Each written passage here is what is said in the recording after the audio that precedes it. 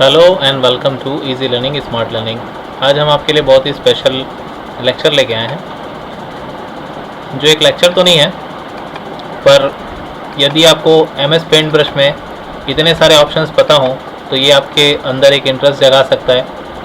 आप अगर घर बैठे बोर हो रहे हों तो आप पेंटिंग का काम कर सकते हैं। तो मैं बिना बोर किए चालू करता हूँ। सबसे पहला काम, एमएस पेंट होता क्या है?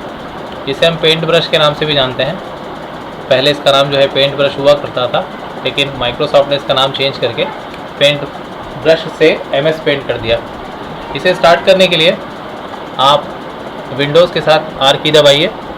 मैं आपके सामने कीज़ भी ले आता हूँ।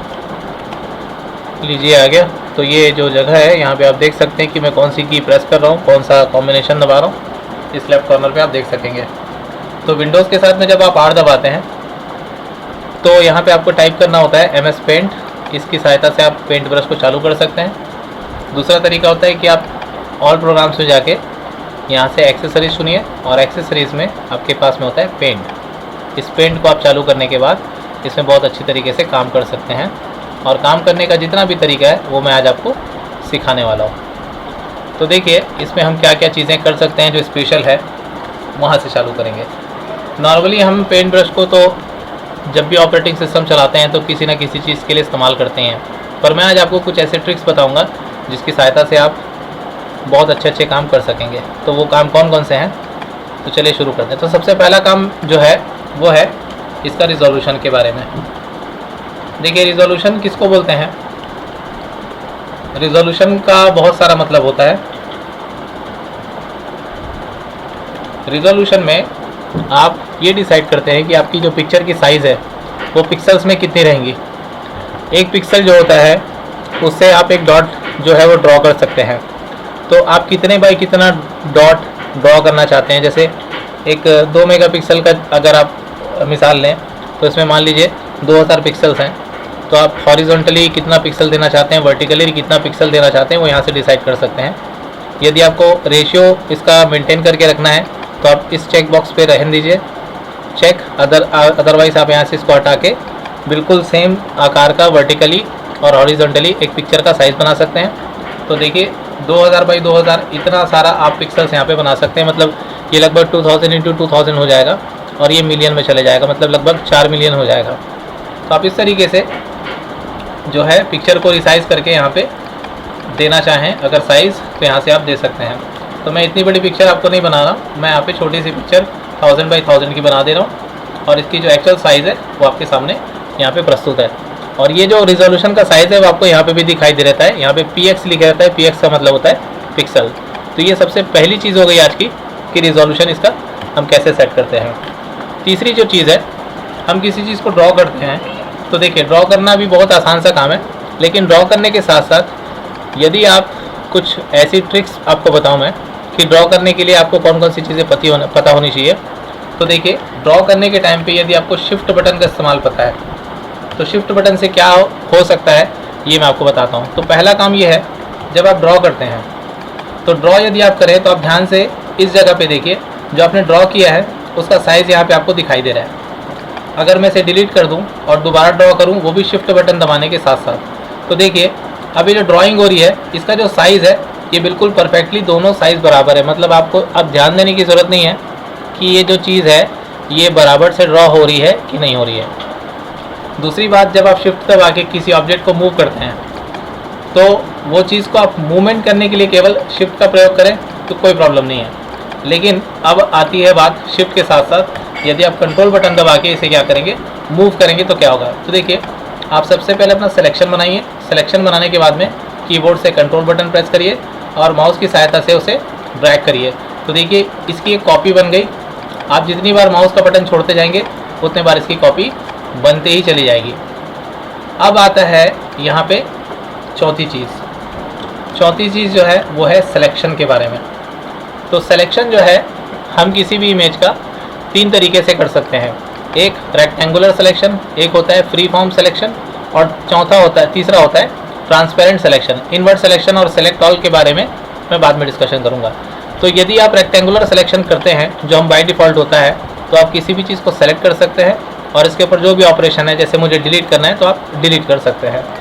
दूसरा होता है आपका free form selection. Free form selection से आप अपने माउस के द्वारा कोई भी एक ड्राइंग बना सकते हैं। ड्राइंग बनाने के बाद केवल उतना ही पोर्शन जो है आप अलग कर सकते हैं। ये होता है फ्री फॉर्म सिलेक्शन। अब आता है सिलेक्शन ऑप्शन में ट्रांसपेरेंट सिलेक्शन। ये बहुत ही इंटरेस्टिंग है। जब आप किसी चीज़ को सेलेक्ट करके कॉपी करते हैं, मान लीजिए मैंने इसको कॉपी करके रख लिया, अब यदि मैं इसे क्या करता हूँ, पेस्ट करता हूँ, तो इसके ऊपर में ये ओवरलैप करेगा। यदि यहाँ पे ट्रांसपेरेंट सिलेक्शन का ऑप्शन इनेबल्ड नहीं है तो ये इसके ऊपर ओवरलैप करेगा। लेकिन यदि आप ट्रांसपेरेंट सिलेक्शन करते हैं और बैकग्राउंड दोनों का सेम है, दोनों वाइट है, तो आप इसके ऊपर में क्या कर सकते हैं, ओवरराइट कर सकते हैं। मतलब अब ये चीज़ जो है ये काफ़ी इंटरेस्टिंग हो गई कि आप एक ही साइज़ की दो चीज़ों को अरेंज कर सकते हैं इस तरीके से। तो ये आपके ऊपर डिपेंड करता है कि आप क्या बनाने वाले हैं और उसका किस तरीके से इस्तेमाल कर रहे हैं। थोड़ी देर पहले हमने कंट्रोल का इस्तेमाल सीखा। अब यदि देखिए मैं इसे कंट्रोल बटन दबा के मूव करूँगा इस तरीके से, तब क्या होता है, पहले यहाँ पे आप ट्रांसपेरेंट सिलेक्शन को ऑन कर दीजिए और यहाँ से फिर आप इसे इस तरीके से क्या करिए, ड्रैग करते चलिए। तो देखिए यहाँ पे इस तरीके से काम हो रहा है। तो मैं इसे एक बार क्लियर कर देता हूँ यहाँ से। और अब आती है यहाँ की चौथी चीज़, इसे हम नॉर्मली एक इफ़ेक्ट के नाम से जानते हैं। तो मैं यहाँ पे क्रिएटिंग इफ़ेक्ट्स नाम का एक टॉपिक बना दे रहा हूँ ताकि आपको टॉपिक वाइज सारी चीज़ें याद रहें। आप इस लेक्चर को कभी भी सुन सकते हैं। मैं यहाँ पे एक ड्राइंग बनाता हूँ। ड्राइंग बनाने के बाद फिल कलर से इसे इस कलर को फिल कर देता हूँ। यहाँ पे ट्रांसपेरेंट सिलेक्शन को ऑन कर देता हूँ। उसके बाद फिर सिलेक्शन बनाता हूँ इस तरीके से। अब देखिए थोड़ी देर पहले जब हम शिफ्ट बटन दबा रहे थे तो ये केवल मूव हो रहा था, लेकिन अब मैं ट्रांसपेरेंट सिलेक्शन को ऑन करके रखा हूँ। अब मैं इसे क्या कर रहा हूँ, मूव कर रहा हूँ। तो देखिए क्या हो रहा है। तो इसका मतलब ये है कि यदि आपने कोई ड्राइंग बनाई, ड्राइंग बनाने के बाद में आप क्या करिए, इसे सेलेक्ट करिए। सेलेक्ट करने के बाद शिफ्ट बटन दबाइए तो देखिए इस तरीके का आपके सामने आकार बनने लग जाएगा।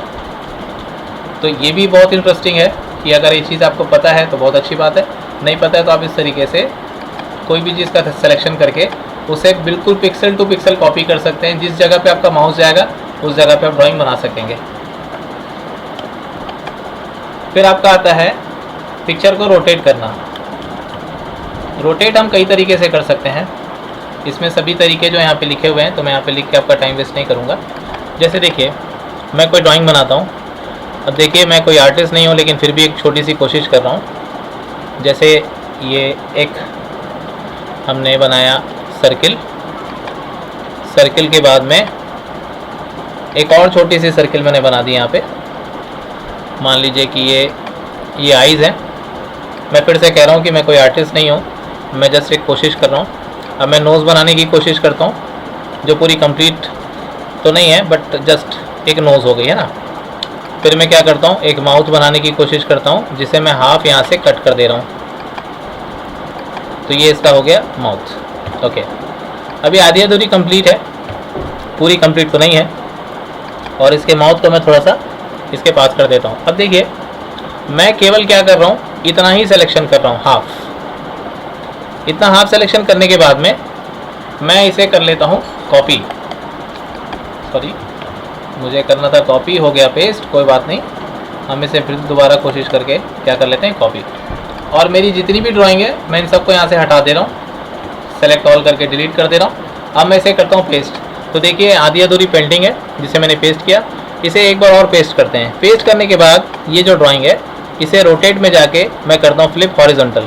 तो देखिए ड्राइंग जो है इस तरीके से हॉरिजॉन्टली क्या हो गई, हमने इसे फ्लिप कर दिया। और अब इन दोनों ड्राइंग को मैं क्या कर देता हूँ, मिला देता हूँ। तो देखिए ये एक तस्वीर का आकार ले लिया है।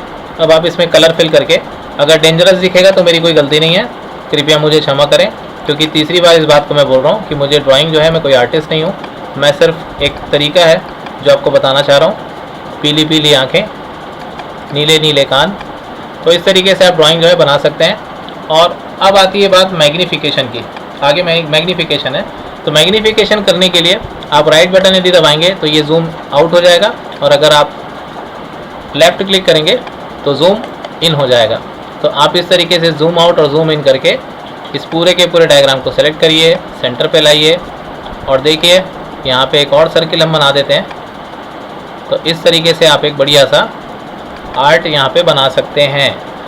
तो ये इतना आसान है पेंट ब्रश में पिक्चर को रोटेट करना। और रोटेट करने के लिए इवन आप जिस तरीके से हॉरिजॉन्टली किसी चीज़ को रोटेट करते हैं उसी तरीके से आप वर्टिकल भी रोटेट कर सकते हैं, पर्टिकुलर डिग्री में भी आप रोटेट कर सकते हैं। 90 डिग्री हो गया, और यहाँ पे लेफ़्ट में या राइट में किसी भी तरफ से आप क्या कर सकते हैं, रोटेट कर सकते हैं। फिर आता है आपका मैग्नीफिकेशन में वापस। तो आपको पता कैसे चलेगा कि 100% आपको व्यू दिखाई दे रहा है? तो आप यहाँ पे अगर ध्यान से देखेंगे तो यहाँ पे भी आपका एक बार बना हुआ है जिसकी सहायता से आप इसे जूम इन या जूम आउट कर सकते हैं। तो उम्मीद है अभी आपको मज़ा आया होगा 6वें पॉइंट तक। अब देखते हैं 7वां पॉइंट कौन सा है। 7वां पॉइंट है यूज़ ऑफ ब्रशेस। तो ब्रशेस तो हम लोग नॉर्मली बहुत इस्तेमाल करते हैं, जैसे ये ब्रशेस हैं और यहाँ पे आपको कई प्रकार के ब्रश जो है मिलते हैं, जैसे स्प्रे वाला हो गया और ये नॉर्मल आपका कैलीग्राफी वाला हो गया, ये कैलीग्राफी का अपोजिट डायरेक्शन वाला हो गया। तो ये जो ब्रशेस हैं इसमें आपको गोल वाला ब्रश, इस तरीके से बहुत सारे ब्रश मिलते हैं। लेकिन आपको क्या पता है कि हम यहाँ पे इस ब्रश की सहायता से भी जो है आप जैसे यहाँ पे साइज़ आप ले लें और शिफ्ट बटन दबाने के बाद यदि आप माउस के बटन को स्ट्रेट चलाएंगे तो आप यहाँ पे स्ट्रेट लाइन ड्रॉ कर सकते हैं इस तरीके से। ब्रशेस में ब्रशेस में काम नहीं करता। जैसे आप कोई लाइन ड्रॉ कर रहे हैं और लाइन का साइज़ जो है आपका यहाँ पे लंबा है, आपको चौड़ी लाइन स्ट्रेट ड्रॉ करनी है, तो स्ट्रेट लाइन ड्रॉ करने के लिए यदि आप इसे इस तरीके से ड्रॉ करेंगे बिना शिफ्ट बटन प्रेस किए तो ये टेढ़ी मेढ़ी हो सकती है। लेकिन यदि आप चाहें तो स्ट्रेट लाइन ड्रॉ करने के लिए 45 डिग्री हो गया, डाउनवर्ड्स हो गया, अपवर्ड्स हो गया, left direction, up direction, right direction और डाउन डायरेक्शन, किसी भी डायरेक्शन में आप इसे ड्रॉ करने के लिए इस्तेमाल कर सकते हैं। यहाँ पे शिफ्ट बटन बड़े काम की चीज़ होती है। अगर आप अपने काम से अनहैप्पी हैं तो किसी भी समय कंट्रोल और Z कॉम्बिनेशन दबा के आप अपनी ड्राइंग को वापस जैसा था वैसा ही कर सकते हैं। तो ये है आपका ब्रशेस का ये आपका शेप में जब आप किसी चीज़ को पर्टिकुलरली एक प्रोपोर्शन में ड्रॉ करना चाहते हैं तो शिफ्ट बटन का इस्तेमाल इस तरीके से कर सकते हैं। फिर आता है आपका ब्रशेस का इस्तेमाल। तो ब्रशेस यहाँ पे डिफरेंट प्रकार के हैं, आपको जो सा भी पसंद हो उस तरीके से आप ब्रशेस का इस्तेमाल यहाँ से कर सकते हैं। तो मैं फिर से एक बार कोशिश कर रहा हूँ आर्टिस्ट बनने की। आई डोंट नो मैं कैसा बनता हूँ, बट जस्ट ये सिर्फ ट्रायल है, बहुत ही बेकार दिख रहा है। I am very unhappy of this. Okay, चलिए आगे बढ़ते हैं। नेक्स्ट है आपका कलर मिक्सिंग। कलर मिक्सर जो है, यहाँ पे आप जितने भी अवेलेबल कलर्स दिखाई दे रहे हैं तो यहाँ पे हमें कुछ खाली बॉक्सेस भी दिखाई दे रहे हैं। तो यदि आप अपना खुद का कोई कलर कॉम्बिनेशन बनाना चाहते हैं तो आप एडिट कलर्स में क्लिक करिए। एडिट कलर में क्लिक करने के बाद आपको जो सा कलर शेड चाहिए उस पर क्लिक करिए। क्लिक करने के बाद आप उसमें कितना परसेंटेज उसकी लाइटनेस और डार्कनेस बनाना चाहते हैं इस एरो की से उसे सेलेक्ट करिए। जब आप सेटिस्फाइड हो जाएं तो यहाँ पे आप कोई सा भी एक बॉक्स चुन सकते हैं। बॉक्स चुनने के बाद में पहले कलर चुनिए, कलर चुनने के बाद परसेंटेज चुनिए और आप इसे क्या कर सकते हैं, ऐड टू कस्टम कलर कर सकते हैं। तो ये कलर जो है आपका यहाँ पे ऐड हो जाएगा, साथ ही साथ आपके बॉक्सेस में यहाँ पे आ जाएगा। फिर आपको यदि नेक्स्ट बॉक्स में कोई दूसरा कलर चाहिए तो फिर से आप एडिट कलर में जाइए और दूसरा नंबर का डब्बा चुनिए। फिर आप यहाँ से कोई भी कलर चुन सकते हैं, उसका कॉम्बिनेशन चुन सकते हैं, उसका जितना भी परसेंटेज है लाइटनेस का और डार्कनेस का वो यहाँ से चुन के ऐड टू कस्टम कलर में क्लिक करिए। पहले आपको सिलेक्शन करना रहता है बॉक्स का, फिर आपको चुनाव करना होता है कलर का, फिर आप परसेंटेज चुनिए, फिर add to custom colour click करके ओके करिए। ये कलर आपके सामने यहाँ पे प्रस्तुत हो जाएगा। ओके, यहाँ पे दो चीज़ें हमारे हैं, कलर 1 और कलर 2। कलर 1 जो है वो आपका फोरग्राउंड कलर होता है और कलर 2 जो होता है वो आपका बैकग्राउंड कलर होता है। जैसे कि मैं इस इमेज की साइज़ को अब बढ़ा देता हूँ तो देखिए यहाँ पे वाइट कलर का बैकग्राउंड आ रहा है। लेकिन अगर कलर 2 में मैं यहाँ पे येलो कलर का चुन लूँ, उसके बाद यदि साइज़ को इसका बढ़ाऊँगा तो जितना मैंने बढ़ाया वो कौन से कलर में आ रहा है, कलर 2 में, क्योंकि ये बैकग्राउंड कलर है। मैं जितना ज़्यादा बढ़ाते जाऊँगा उतना ज़्यादा ये येलो कलर में आते जाएगा। तो ये होता है आपका कलर 1 और कलर 2 का कंसेप्ट। एक होता है बैकग्राउंड कलर और एक होता है फोरग्राउंड कलर। तो ये आपका बैकग्राउंड कलर अभी चल रहा है, ये आपका फोरग्राउंड कलर अभी चल रहा है जो सामने हो रहा है, और बैकग्राउंड कलर जो है वो केवल आप बैकग्राउंड के लिए चूज़ कर सकते हैं। उसके बाद में सभी कुछ मैं क्लियर कर देता हूँ। यहाँ से क्लियर करने के बाद देखिए आप एक काम ये भी कर सकते हैं, पहले तो इसका कलर हम चेंज कर लेते हैं, सेलेक्ट ऑल डिलीट। देन अब आता है आप इसका प्रयोग जो है कोई भी ड्राइंग बनाने के लिए, फ्लो चार्ट बनाने के लिए भी इस्तेमाल कर सकते हैं।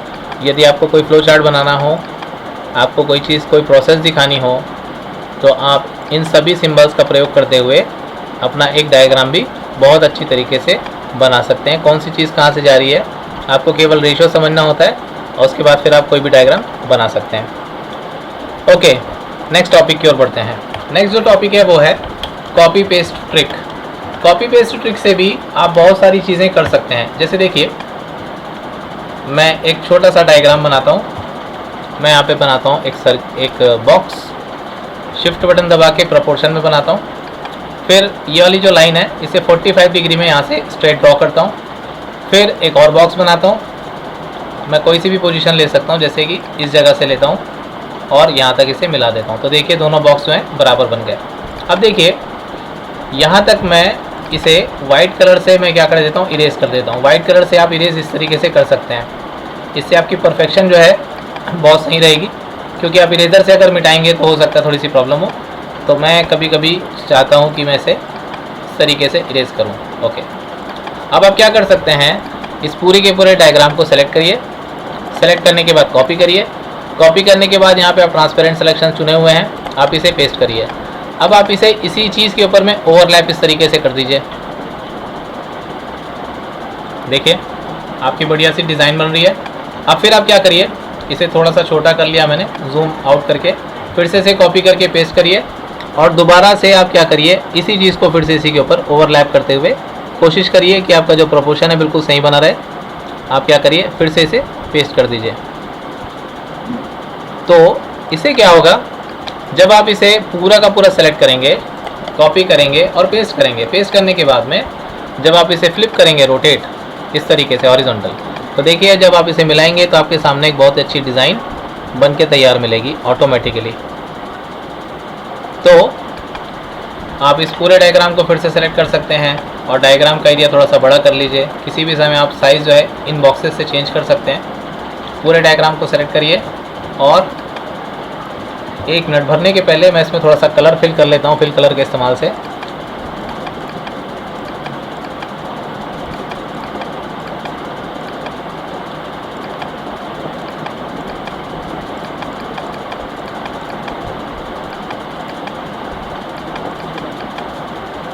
ओके, मैंने जस्ट एक रैंडम चूज़ किया कलर को। अब मैं इसे पेस्ट करने के बाद में इसे वर्टिकली क्या कर दे रहा हूँ, फ्लिप कर दे रहा हूँ और देखिए इन दोनों चीज़ों को मैं इस तरीके से यहाँ मिला दे रहा हूँ। तो ये आपका एक बढ़िया सा टाइल बन गया। अब इस पूरे के पूरे टाइल को आप पूरा कॉपी कर सकते हैं और जितनी बार चाहें उतनी बार पेस्ट कर करके जहाँ चाहें वहाँ रख सकते हैं इस तरीके से।